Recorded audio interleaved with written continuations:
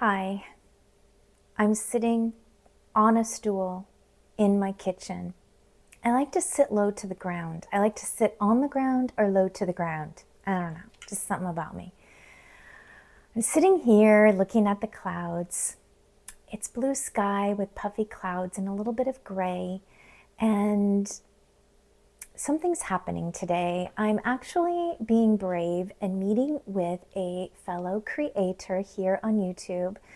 Her name is S, and we met many, many months ago. I can't explain when, I don't remember, but I feel like it was last summer.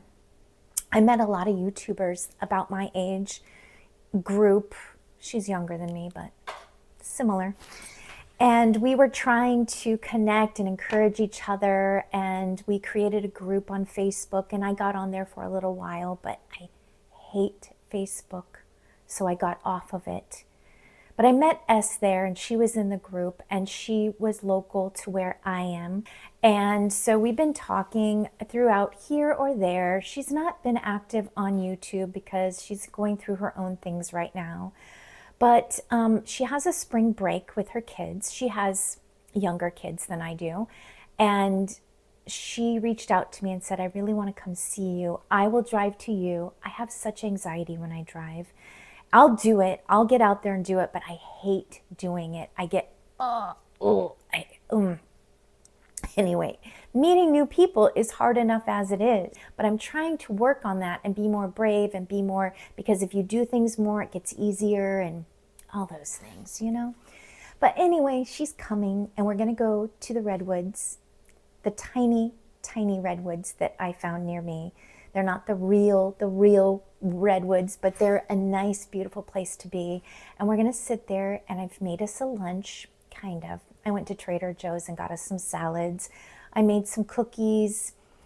I'm bringing my sourdough crackers and some brie cheese and water. And we're just going to sit under the trees. We're just going to talk human to human. We're going to connect.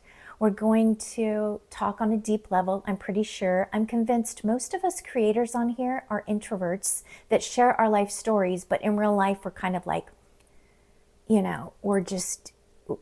live in these little globes that we create. And so that's what's happening today. I cannot say for sure if we will film, because I don't know how comfortable S will be with that. But I will say for sure, I know we're going to talk a lot, and we're going to enjoy the moments, and we're going to love being under the trees. I wanted to say a little bit more about this channel and myself, and me in general, about connecting with people. Now, it's really strange because I do have a very strong core, small group of friends in real life. And I cherish them and I love them, and they will always be my friends because that's how I am. I am a die-hard friend. Like most of the friends in my life I've had since I've been either Sundaisy, like age 4, that's crazy, that's unheard of. And then my friends I've met in elementary school, like Bean. And then there's the ones I met in high school that I'm super just loyal to, and we don't see each other often, but when we do, it's as if we've never, let each other go. I have friends through all different ways, and I appreciate them all. Can you love many people? Yes. Can you have many best friends? I think so.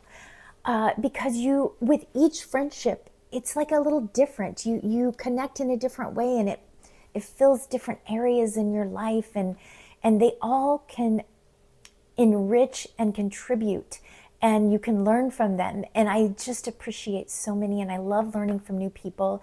And I do believe if you keep your core very small and you don't go outside of it, like I'm doing today, I might learn something new today from someone I've never met, right? And I can tell you, at the end of this month, I'm having a friend come visit with me and sit with me. Well, sit with me. We will be sitting together, but she's going to stay in RJ's old bedroom. And she's going to be here for a whole week. And I met her over 15 years ago on a social website called Flickr, where we were sharing our photographs. And she's been here before and visited, and we don't talk on the phone, and we don't text, and we don't email, but we send letters every now and then and packages to each other. And she's a special person in my life. I met her on social media. She's going to be here for a week this month. I can't even believe how life is. I also just got off WhatsApp, and I've been talking to my friend Sonia in Berlin for many years. I have never met Sonia in person, but we leave each other voice memos. And when we were both working, she was a teacher, I was doing accounting at the construction company, we would do this thing where we would talk to each other on the way to work. And she would say, "Hey Tracy, this is Sonia from the car." And she would tell me about her day. And I would say, "Hey Sonia, this is Tracy from the car." And I would tell her about my day. And we connected on a deep level. And then she found out she had cancer. She had liver cancer. I was devastated. I thought, what is going to happen? And so while she was going through her treatment, I lit a candle for her every day and thought about her and kind of built little, it sounds so silly, but shrines. And I do this for other people I love too, for family members who've endured cancer. It's my way of praying for them and connecting in a very intimate, like, strong way. And it's just important to me because it feels like the only thing I can contribute, and maybe I don't even have to contribute, but it's the way I'm made. Like, if somebody's going through something, I'm going to contribute in a way that I know how.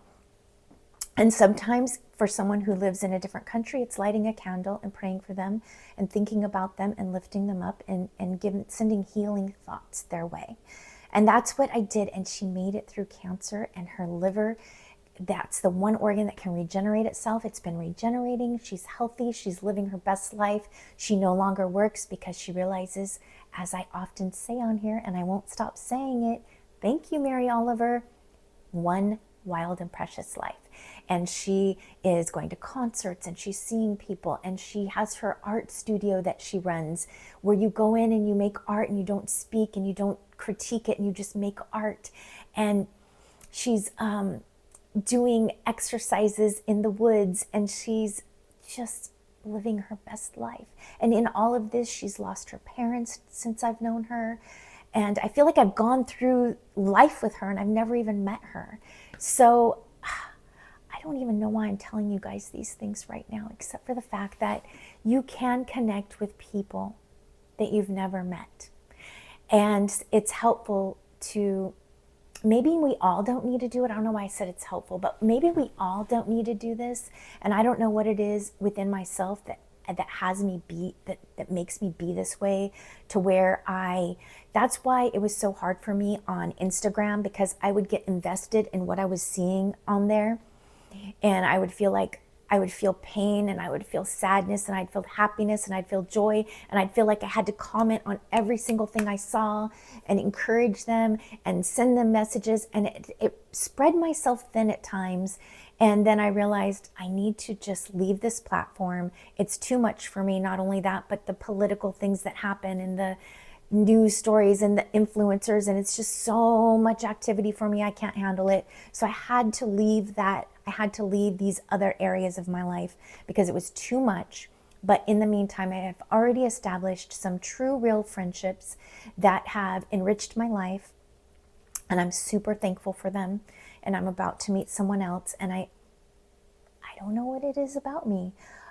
When people reach out to me, I can't not respond back, because humanity to me is connecting. One year, my word for the year was connection, because I really have this desire to connect with other humans. I'm curious by nature. I love to know people's stories. I think every person has a story to tell, that everyone's story is important, that if we only know our family dynamic and our friendship circles, we don't understand different lifestyles, we don't understand different cultures, and we are not open to learning new things. So that's why I do this. That's why I also put myself out here, because I'm willing. I'm willing to learn about you if you're willing to share. And I love to share about my life, because sometimes I think my life can help others, because I'm a human being just like you, and I have feelings just like you.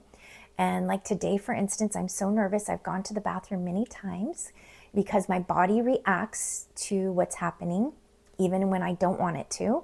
And anyway, I'm going to meet us today. So we'll see what happens, and I'll just go with the flow.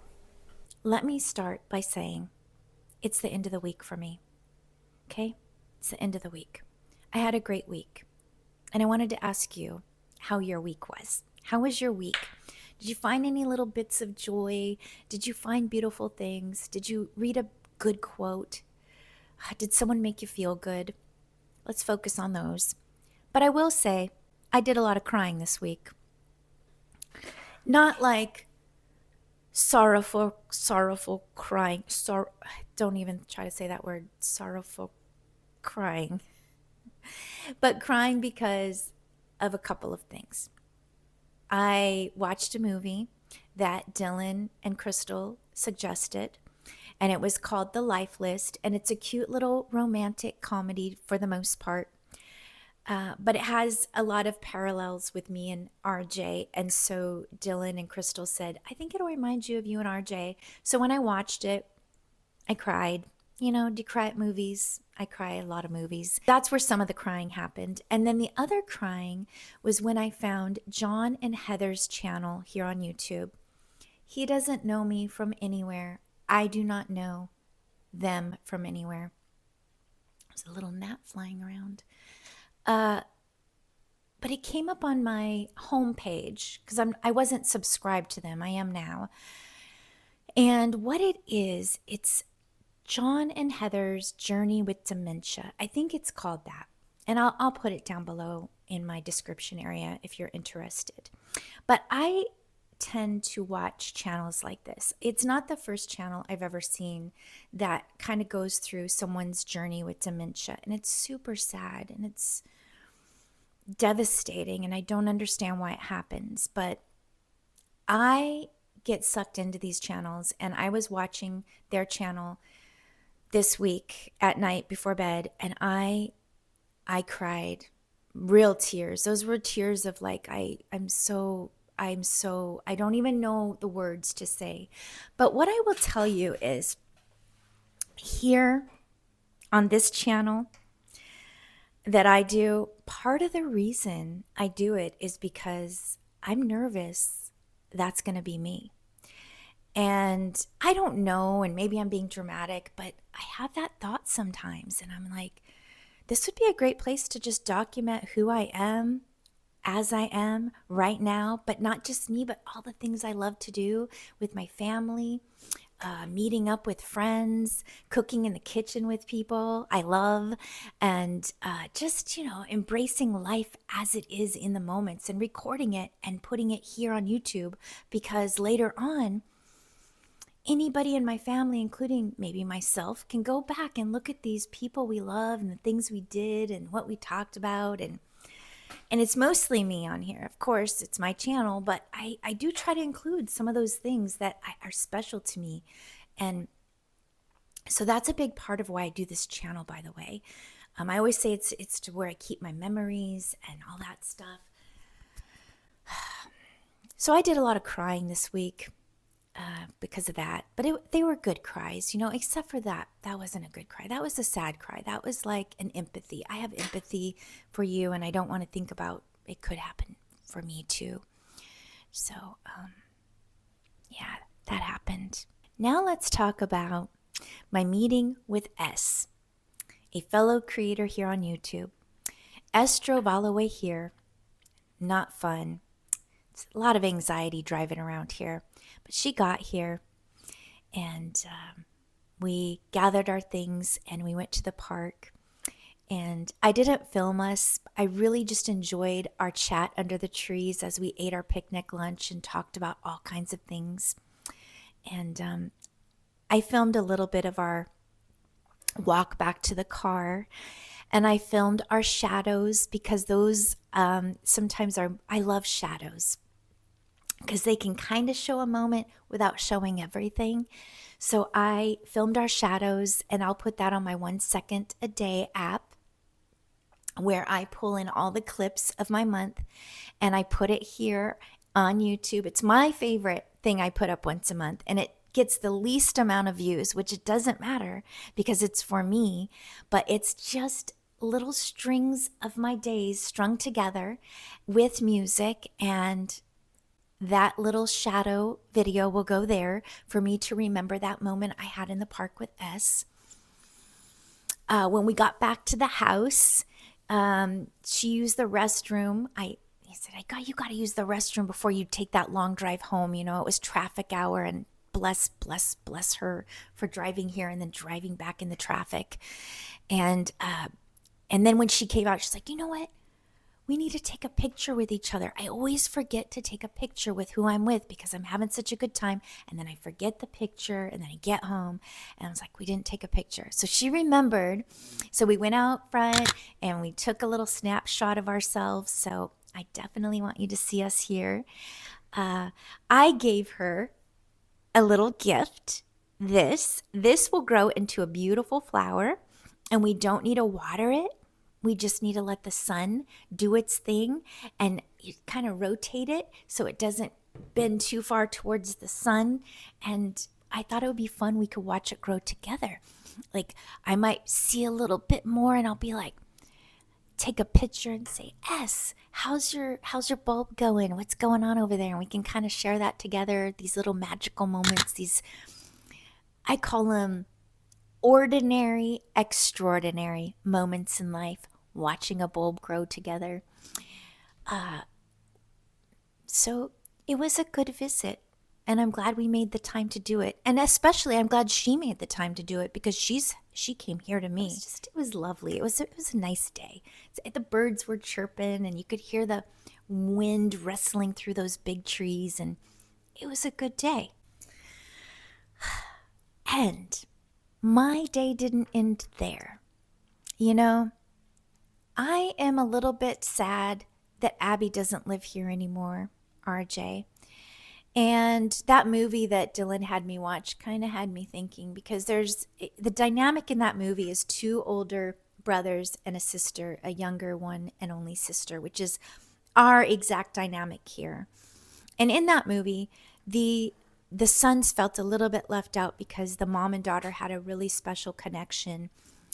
And sometimes I realize that happens with me and RJ because I don't know if it's because she is also a girl and we share a lot together, and, you know, we spent a lot of time together. But I do pay attention to the boys, but maybe I need to pay more attention to the boys. And now that she's in Idaho, I have a lot of time to spend with the boys. And Dylan still lives at home. And even yesterday when I got home from S, he's like, hey, Mom, you want to go to Sprouts with me? Or he might be the one that says, hey, Mom, you want to go for a walk? And I always do it, no matter what. I'm like, yes, I'll go. I'll go to Sprouts with you. Of course I will. Like, what son wants to go to Sprouts with their mom? Well, Dylan does. So we jumped in his car and we went to Sprouts, and he got all of his stuff. And he even bought me some yogi tea, some of the sleepy, the one that tastes like licorice. I love that tea. He bought a box of it for me. And we talked, you know. I remember that in the car when I would take RJ to high school, or when I would just take her anywhere she needed to be. It was the best time ever to have those conversations in the car talking. Well, we had some of those on the way to Sprouts and on the way back from Sprouts. So that was good. My oldest, he doesn't live too far away. So he'll come by, and he usually comes by on Wednesdays because we do psych night.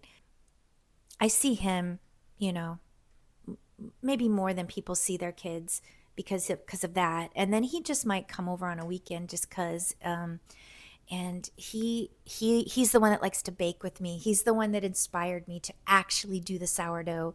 So I do things with the boys, but I was really really close with RJ, and maybe this is good in a lot of ways that I can focus on the boys right now and take up that space of where I'm feeling empty. Did I? No, I haven't talked about that yet. I wanted to move because I was reviewing what I filmed. Oh, here. I was reviewing what I filmed, and there's disco balls in my front yard that hang, and then I have rainbow prisms in the window. So sometimes, yeah, I know it's a little distracting. It's part of my life, but like all those things start coming across my face. So I'm like, I'm going to come clip this here. Better be working. I'm going to come in here where the lighting is a little bit less chaotic, and I'm going to finish my video. I wanted to talk about the market. Rich and I went to the market last night, and it was a little chilly, so there wasn't as many people as usual there. And we benefit because of that. There is a little booth there that I love that sells French pastries. It's called Frog something. And I just ate one of the croissants, by the way. So I was like, is there something in my teeth? Which reminds me, the picture I took with S, I had a sesame seed in my teeth. So if you zoom in, because I don't want to edit it, I don't care. I have a sesame seed in my teeth. It's just, the little things that happen in life. Like she was talking to me and I guess I had sesame seeds in my teeth, but we were so into it, maybe it didn't matter. Okay, back to the market. So these croissants, and I already ate one this morning because I kept messing up filming, and so I kept eating my croissant, which I wanted to show you before I ate it, but I kept eating it, so I had to get another one.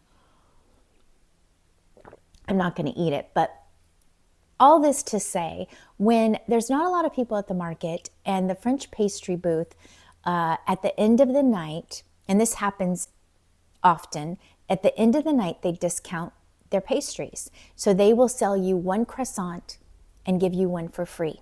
So the croissants are about, I think, this sounds outrageous, but I think they're $7 each. And so you could get 2 for $7 instead of 1 for $7. And she had 6 croissants left. I can't say it right. Forgive me. Anyway, she had 6 left. And so Rich said, oh, we'll take all 6. And she said, oh, that'll be $15, which is bonus because if she would have given us 4, that would have been $14. She gave us 6 for $15, okay? So, oh, this reminds me of another math thing I have to tell you. Remember. Another math thing I have to tell you.